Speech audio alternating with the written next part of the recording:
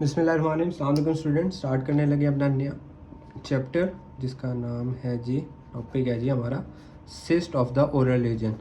ठीक है, डिफरेंट तरह की सिस्ट कैसे डेवलप होती हैं, कैसे ड्राइव होती हैं, कहाँ कहाँ प्रेजेंस होती हैं, सारी और उनकी हिस्टोपैथ, उनका ट्रीटमेंट, सारी चीज़ें हम इंशाल्लाह इस चैप्टर में डिस्कस करेंगे। अच्छा, अब सबसे पहले बात करते हैं सिस्ट की। सिस्ट क्या होती है? सिस्ट बेसिकली होती है एक पैथोलॉजिकल कैविटी। ठीक है, एक pathological cavity which is lined bye epithelium. ठीक है, pathological cavity lined by epithelium और कंटेनिंग फ्लूइड और सेमी फ्लूइड। ठीक है, अच्छा, ये बेसिकली कंपोजिशन होती है। Cyst is compose of 3 basic structure से मिलती है। ठीक है, एक सेंट्रल कैविटी होती है जिसको ल्यूमेन भी बोलते हैं। ठीक है, और एपिथेलियल लाइनिंग होती है और उसमें फिर ठीक है, एपिथेलियल लाइनिंग जो कि semi solid material, cellular debris, keratin, mucus वगैरह करती है। ठीक है, और ये बेसिकली डिफरेंस होती है, ये कैराटिनाइज होती है, नॉन कैराटिनाइज। ठीक है, और उसके बाद ये एक वॉल होती है ना, ये बेसिकली होती है एक कनेक्टिव टिश्यू की। तो ये 3 लेयर्स आ गई। सबसे पहले ल्यूमेन या pathological cavity lined by epithelium which is lined by connective tissue. ठीक है, अब ये जो कैविटी होती है, ल्यूमेन जो होती है, ये बेसिकली सेमी सॉलिड मटेरियल भी होता है। ठीक है, सेलुलर डेप्रिस, कैराटिन, म्यूकस। अगर मैं आपको बुक की तस्वीर दिखाऊं तो ये आ गई। ठीक है, ये आपके पास आ गई, ये पैथोलॉजिकल कैविटी आ गई सेंटर वाली। ठीक है, which is lined by lining आ गई, एपिथेलियल लाइनिंग, और फिर होती है कनेक्टिव टिश्यू का वॉल होता है। ये जो ल्यूमेन होता है ना, ये बेसिकली सेमी सॉलिड भी होता है, सेलुलर डेब्रिस होता है, कैराटिन और म्यूकस इनसे बना होता है। एपिथेलियल लाइनिंग ये जो आ गई ना, ये होती है आपकी कैराटिनाइज भी होती है, नॉन कैराटिनाइज भी होती है, stratified squamous, pseudo stratified, columnar, cuboidal. और जो फिर आगे कनेक्टिव टिश्यू होता है ना, ये बेसिकली ये जो कनेक्टिव टिश्यू है ना आपके तीसरे नंबर पे लाइनिंग, ये बेसिकली फिब्रोब्लास्ट, ब्लड वेजल्स और इन चीज़ों से कंपोज होता है। ठीक है, अच्छा, उसके बाद सिस्ट जो होती है ना, इसमें डिफरेंट तरह की इन्फ्लेमेशन हो सकती है। ठीक है, जो कि इसके मॉर्फोलॉजिकल स्ट्रक्चर और इनको ठीक है अटैक करती है, डिस्ट्रॉय करती है, और आल्सो इन डिस्ट्रॉय करती है एपिथेलियल लाइनिंग को। ठीक है, सिस्ट जो होती है ना बेसिकली ये डिस्ट्रक्टिव भी हो सकती है, सिग्निफिकेंट साइन और सिम्टम भी करते हैं। उसके बाद ना 2 तरह की हमारे पास सिस्ट आती हैं, या होती है, एक तो होती है ट्रू सिस्ट, एक होती है सूडो सिस्ट। फर्क क्या है इन दोनों में, ट्रू और सूडो में? The main difference is their epithelial lining. ये जो लाइनिंग है ना, इस पे डिफरेंस होता है। ठीक है, ट्रू और सूडो सिस्ट में। ठीक है, ट्रू सिस्ट क्या होती है? जिसमें एपिथेलियल लाइनिंग होती है। ठीक है, और सूडोसिस्ट क्या होती है? जिसमें एपिथेलियल लाइनिंग नहीं होती। और सूडोसिस्ट की एग्जांपल अगर आ जाए, ये आपके वाइवा में वेरी वेरी इंपॉर्टेंट क्वेश्चन होता है, लाजमी पूछते हैं। इसमें आपकी आती है ट्रोमेटिक बोन सिस्ट भी होती है। ठीक है, उसके बाद एन्यूरिजल बोन सिस्ट होती है, और उसके बाद static bone cyst. Traumatic, aneurysmal bone और स्टैटिक बोन सिस्ट, ये 3 आपकी वेरी इंपॉर्टेंट आपकी आ गई सूडोसिस्ट। अच्छा, उसके बाद ना जो ट्रू सिस्ट होती है ना, ट्रू सिस्ट आगे फर्दर 2 कैटेगरी में आगे डिवाइड होती हैं, या होती हैं ओडोंटोजेनिक या नॉन ओडोंटोजेनिक। ठीक है, ओडोंटोजेनिक और नॉन ओडोंटोजेनिक सिस्ट। अब हम सबसे पहले जो अपना चैप्टर स्टार्ट करेंगे ना, उसमें हमने स्टार्ट करना है ओडोंटोजेनिक सिस्ट। ओडोंटोजेनिक सिस्ट हमने स्टार्ट करेंगे। ओडोंटोजेनिक सिस्ट क्या होती है? ओडोंटो से याद करना है। ओडोंटो मतलब tooth forming structure. Tooth related जितनी सिस्ट होंगी ना, वो आ जाएंगी आपकी ओडोंटोजेनिक सिस्ट। ठीक है, अच्छा, अब ये जो बेसिकली ओडोंटोजेनिक सिस्ट का मतलब ये होता है, जो सिस्ट की जो लाइनिंग होगी ना ल्यूमेन की, वो डिराइव होगी लाइनिंग जो कि टूथ डेवलपमेंट में जो लाइनिंग इन्वॉल्व होती है, उसको हम कहेंगे ओडोंटोजेनिक सिस्ट या टूथ रिलेटेड सिस्ट। उसके बाद एक सिंपल सी क्लासिफिकेशन हम देखते हैं। ठीक है, ये आ गई हमारे पास क्लासिफिकेशन, आपकी बुक का टेबल है। इसमें सबसे पहले आती है सिस्ट डिराइव और रेस्ट ऑफ मेलासिस। रेस्ट ऑफ मेलासिस जो होता है ना, बेसिकली हार्टविक एपिथेलियल रूट शीट का रेमिनेंट्स होता है। ठीक है, अगर ये मेरे पास टूथ है ना, ठीक है, ये मेरे पास टूथ है, तो हार्टविक एपिथेलियल रूट शीट कहाँ होती हैं? इसके सीमेंटल एरिया में, यहाँ करके होती हैं हार्टविक एपिथेलियल रूट शीट। ठीक है, जो रूट वाली रेडिकुलर सिस्ट होंगी ना, रूट पे इन्वॉल्व होंगी, ये आ जाएंगी आपकी रेस्ट ऑफ मेलासिस, जिसमें पेरीएपिकल आ जाएगी, जो कि मोस्टली कॉज होती है इन्फ्लेमेशन से, और रेजिडुअल सिस्ट। उसके बाद आती है रिड्यूस इनेमल एपिथेलियम। ठीक है, reduce enamel epithelium. Reduce enamel epithelium क्या होता है? जो सराउंड करता है आपके क्राउन पोर्शन को, कोरोनल पोर्शन को, उसमें आपकी डेंटिजियस इरप्शन और पैराडेंटल सिस्ट आ जाती है।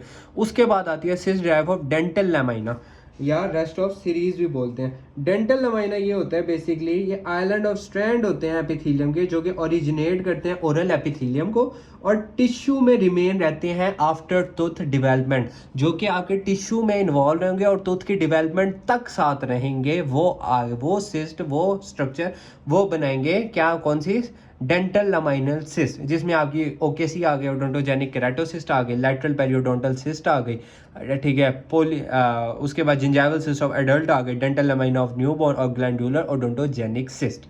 ठीक है, अच्छा उसके बाद अपनी स्टार्ट करते हैं। सबसे पहले से cyst derive from rest of molasses.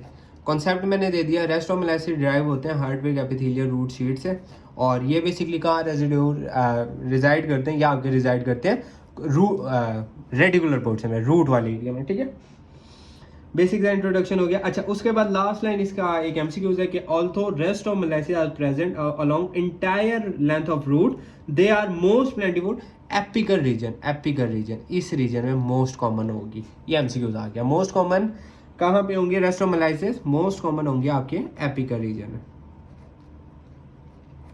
ये आ गया। अच्छा अब स्टार्ट करने लगे अपनी पहली सिस्ट, जिसका नाम है periapical cyst. Periapical cyst. अच्छा अब इसके नाम पे इसकी जो है पोस्टमार्टम करते हैं। पेरी जो कि रिजाइड करेगी, एपिकल को, एपिकल एरिया को, एपिकल एरिया ये वाला एरिया होता है, और सिस्ट जो कि सिस्ट होती है, सिंपल। और सिस्ट क्या है, pathological cavity, pathological cavity lined by epithelium which is further lined by connective tissue, simplest definition. Periapical cyst पे आते हैं। What is periapical cyst? अच्छा अब पेरीएपिकल सिस्ट क्या है, हम कौन से सिस्ट पढ़ रहे हैं, ओडोंटोजेनिक सिस्ट। ओडोंटोजेनिक सिस्ट और कहाँ से रिजाइड हो गई, derive from rest of molasses, यहीं से हमारा आंसर आ गया। पेरीएपिकल सिस्ट क्या है, odontogenic cyst derive from rest of Malassez that proliferate in response to inflammation. Inflammation के रिस्पॉन्स में जो सिस्ट पैदा होगी उसको हम कहेंगे पेरी एपिकल सिस्ट। अच्छा अब यहीं से इसकी हिस्टोपैथ का एक पॉइंट हमें मिल गया। इन्फ्लेमेशन है तो एक्यूट होगी, क्रॉनिक होगी, एक्यूट होगी तो उसमें न्यूट्रोफिल मिलेंगे हमें, क्रॉनिक होगी तो उसमें मैक्रोफेज मिलेंगे, तो इसकी हिस्टोपैथ में हमें न्यूट्रोफिल मिलते हैं। हिस्टोपैथ का एक पॉइंट हो गया हमारा। अच्छा अब क्या होगा, पेरी एपिकल सिस्ट, इसको बेसिकली रेडिकुलर सिस्ट भी कहते हैं। ठीक है, इसको क्या कहते हैं, रेडिकुलर सिस्ट भी कहते हैं, और एपिकल पेरियोडोंटल सिस्ट भी बोलते हैं। ये उसके दूसरे नाम आ गए, रेडिकुलर एपिकल पेरियोडोंटल सिस्ट। फार मोस्ट कॉमन टाइप होती हैं, ठीक है, रिप्रेजेंट करती है over one half all cyst. Very important cyst अगर आपसे पूछे ना कौन सी होती है तो पेरीएपिकल सिस्ट होती है। One half of the oral cyst आपकी पेरीएपिकल सिस्ट होती है। ठीक है, और डिवेल्प होती है रूट एपेक्स पे of erupted tooth with pulp, और डिवाइड्स करते हैं डेंटल, और किसकी वजह से होती है, डेंटल केरीज या किसी ट्रॉमा की वजह से हो सकती है। ठीक है, अच्छा उसके बाद उसके बाद ये है, वो कहते हैं जी रीसेंट डिक्लाइन हो गई इंसिडेंट्स ऑफ डेंटल केरीज, जिसकी वजह से क्या होता है कि ये पेरीएपिकल सिस्ट भी डिक्लाइन हो गई है, जो कि पाकिस्तान में तो नहीं हुई। ठीक है, उसके बाद और ये होती है इन रिस्पॉन्स टू इन्फ्लेमेशन। अच्छा उसके बाद एक थ्योरी है, ठीक है, सिस्ट की थ्योरी आती है, अक्सर आपसे पूछ लेते हैं।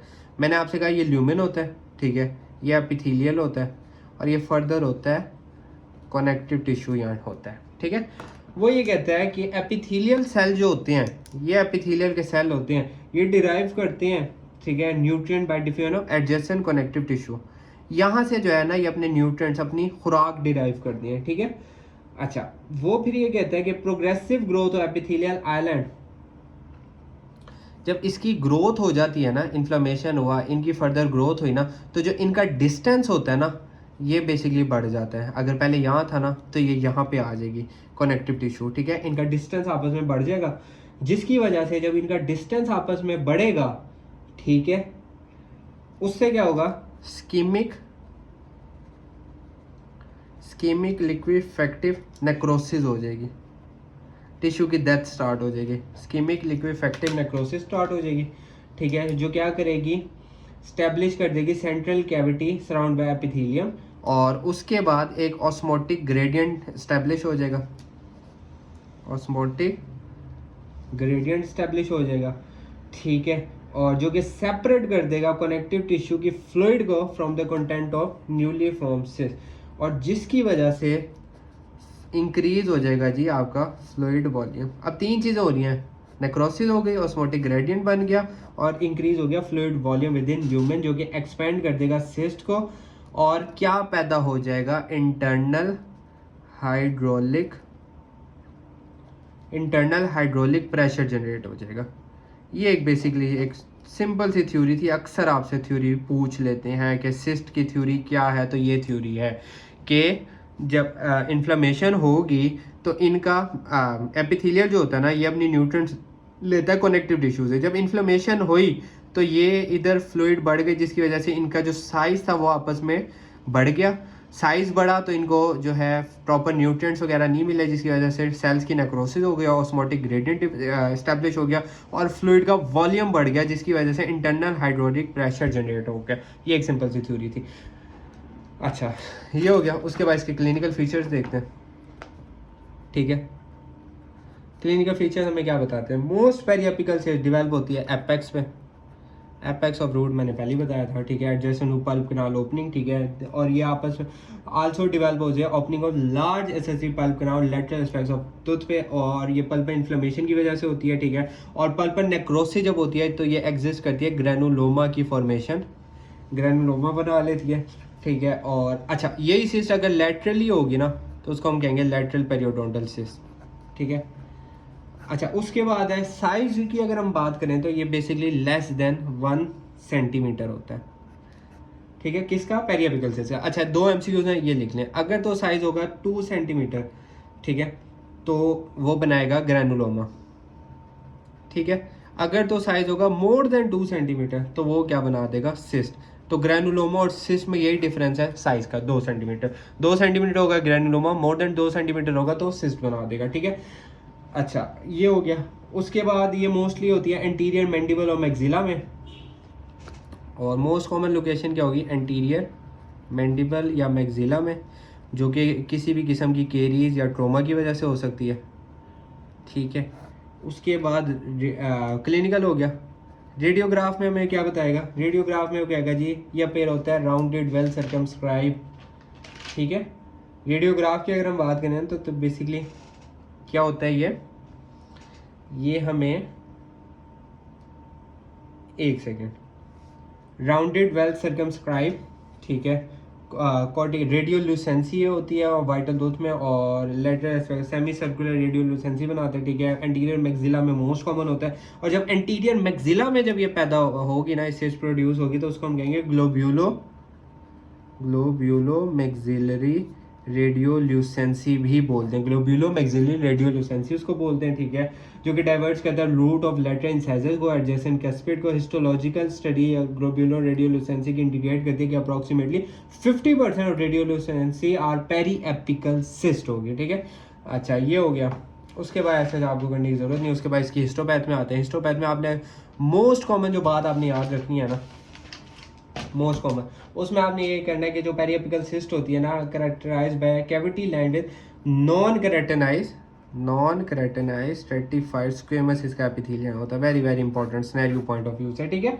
और उसके बाद कहता है जी ये टिपिकली इन्फ्लेम्ड होती है। अच्छा, इन्फ्लेमेशन होगी तो इसमें न्यूट्रोफिल भी पैदा होंगे, न्यूट्रोफिल प्रोड्यूस होंगे, तो न्यूट्रोफिल हमें मिलेंगे जो कि प्रेजेंट होते हैं एपिथेलियल लाइनिंग में। इन्फ्लेमेशन ऑफ इंटेंस होती है, डिस्ट्रॉय कर देती है एपिथेलियल लाइनिंग को, living a zone of granulation tissue. और बेसिकली ये एपिथेलियम और कनेक्टिव टिश्यू बेसिकली 5 से 10% की परसेंट पे प्रेजेंस होते हैं, ठीक है। और ये हो गया जो कि एग्जिबिट करते हैं collection of laminated crescent shapes, collection of. अच्छा, इसमें एक टर्म आती है हाइलीन और रस्टन बॉडी, हाइलीन और रस्टन बॉडी। इसकी बेसिक जो डेफिनेशन है वो ये है, collection of laminated crescent shape structure, collection of laminated crescent shaped structure, उसको आप कहते हो रस्टन बॉडीज, ये आ गया। अच्छा, ये बेसिकली अगर हिस्टोपैथ की अगर मैं बात करूँ ना, तो ये जो आपको रेड रेड नज़र आ रहे हैं ना, ये रस्टन बॉडीज़ होती हैं। नीचे आपको न्यूट्रोफिल नज़र आ रहे हैं, ठीक है। ये आपकी आ गई क्या, सिस्ट आ गई, ये ठीक है, ये सिस्ट आ गई, ये न्यूट्रोफिल आ गए, और ये जो पिंक पिंकिश है ना, ये आपके आ गए रस्टन बॉडीज़। ये आपकी सिंपल हिस्टोपैथ, 3 चीज़ें होंगी, रस्टन बॉडीज़ होंगी, न्यूट्रोफिल होंगे, और बस, और non keratinise stratified squamous epithelium,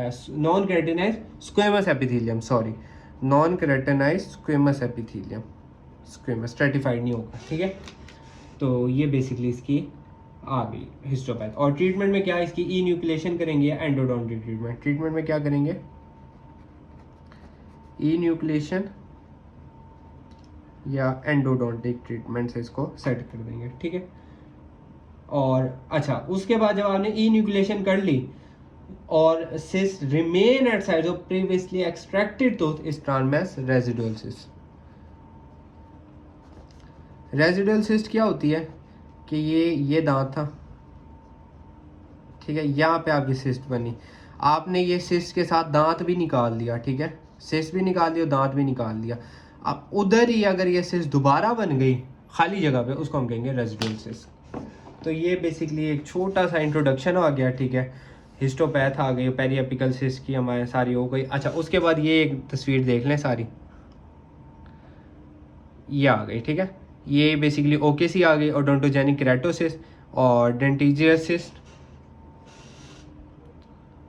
ठीक है। ये ओकेसी आ गई, ये डेंटिजियस सिस्ट आ गई, ठीक है। ये रूट पे तो पेरिएपिकल सिस्ट। अच्छा, यही पे जब आपने एक्सट्रैक्शन कर ली, टूथ निकाल लिया रूट, उसके बाद दोबारा अगर सिस्ट बन गई तो residual cyst, lateral periodontal cyst और इरप्शन सिस्ट और जिंजाइवल सिस्ट आ गई।